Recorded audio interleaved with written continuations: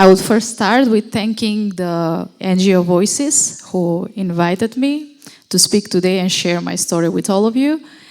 And to be sincere, it's very hard to start my speech because I know that I stand in front of a lot of successful people, people who have also very strong and empowering stories. So my story, it's probably just one small piece in that mosaic of stories. I will start by saying that I was born in a traditional Muslim Roma family in Skopje, North Macedonia. Both of my parents are Muslim Roma, and my first encounter with the law was at the age of 5, when my parents got divorced. The reason why this happened in my life was because there was a domestic violence in our family, and because my mother was constantly reporting this violence, but the police was not reacting to it. So at the final moment, she just decided to pack and ran away from her own home with 2 of her children.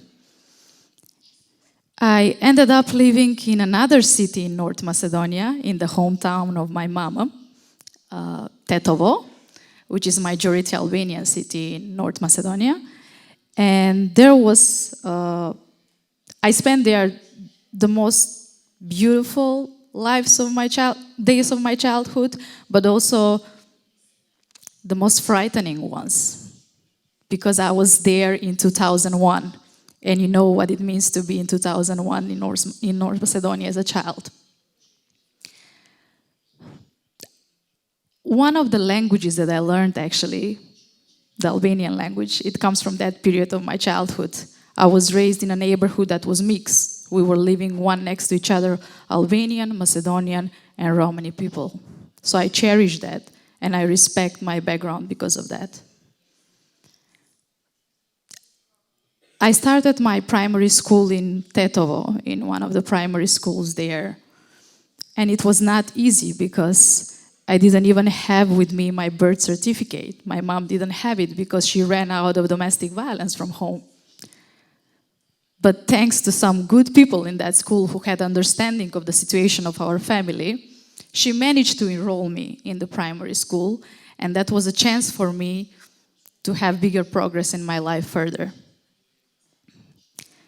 I finished the primary school as the student of the generation. The reason why this was happening with me is that because all the frustration that I was experiencing home and in our private lives, I was using it as a motivation for studying. In the books, I was finding motivation for progress, for finding solution of the situation in my family, but also in the society. After I finished the primary school, I went into high school that was mainly focused on economics and law. And I chose there to study more the legal field. It was my first clear decision that this will be my path in future. I really loved the law, but at the same time, sometimes I was so frustrated by it because it was seeing all of us same, although we don't start from the same starting position. When I finished high school, I went to university.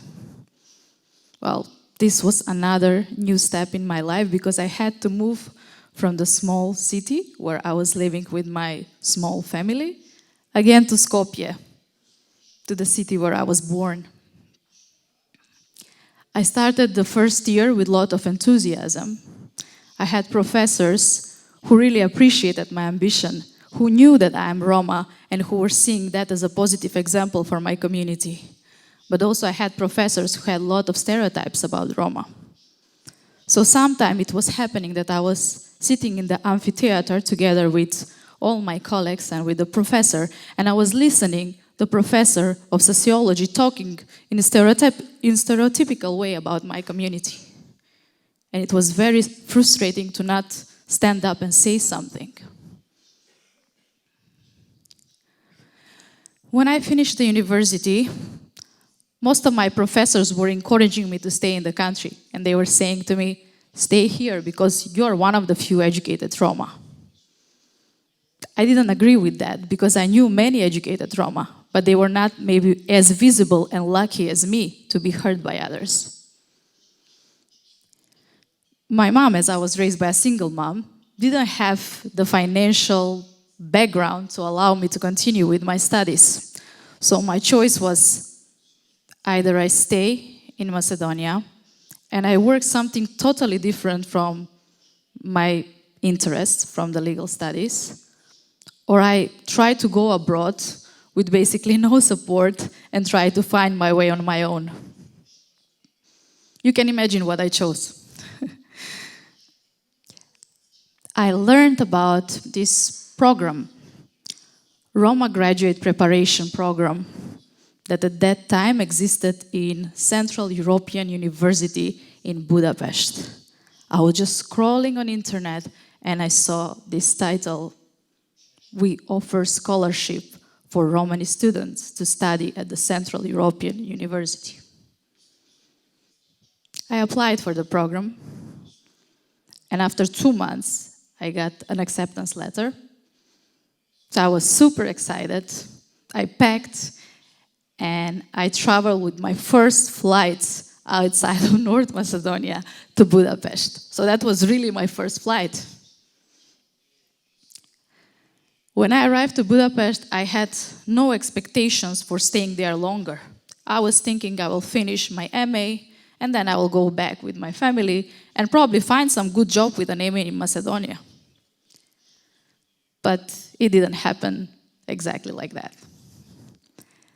So after completing the program, which is a program where we learn together, we study together with other Romani students from all around Europe, and the program is actually preparing us with learning academic English and learning about the topics of our interest in order to be accepted for an MA. I spent 9 months, almost a year, with other Roma. We were living in the same dormitory, and it was so empowering for me because I could see the same motivation, but also the same struggle in the background of all of these young people. I finished the program, and then I applied for a master, and I had to choose at least 2 subjects that I would like to study, continue to study. And I chose human rights or international relations. I applied for both, hoping that at least one will accept me. And luckily, I got accepted in both of them. So then I had to decide, do I continue in the field of law and human rights, or do I go to the field of international relations, diplomacy, etc.? And again, as I'm a member of the Romani community, a community that is almost invisible when we talk about diplomacy, when we talk about government representation, as we don't have our own country. I was thinking, maybe I try international relations. And then there will be somebody, when they decide that there should be something called diplomacy in the field of Roma rights, who will represent my community. So I stepped out of the comfort zone and I chose international relations. I was studying for almost a year because it's a 9-month program at the Central European University. It was difficult because the majority of the students who were in my program were native English speakers. And I was this weird English Balkan speaking Roma girl. But I could somehow finish it. And it's not that it was somehow, but I finished with distinction. And those who come from the American type of education know what it means. And thanks to that, I got my first job. So this was the most important part of my journey. At the age of 30, I had my 2 most important points in my life, my 2 most important achievements. First, I became a mother of a small boy who is African American and Roma at the same time. my second achievement is that I became the legal director of the only international organization in Europe that deals with strategic litigation for defending Roma rights, and that's the European Roma Rights Center. I will stop here, and hopefully we'll have chance after to enter in more details. Thanks a lot.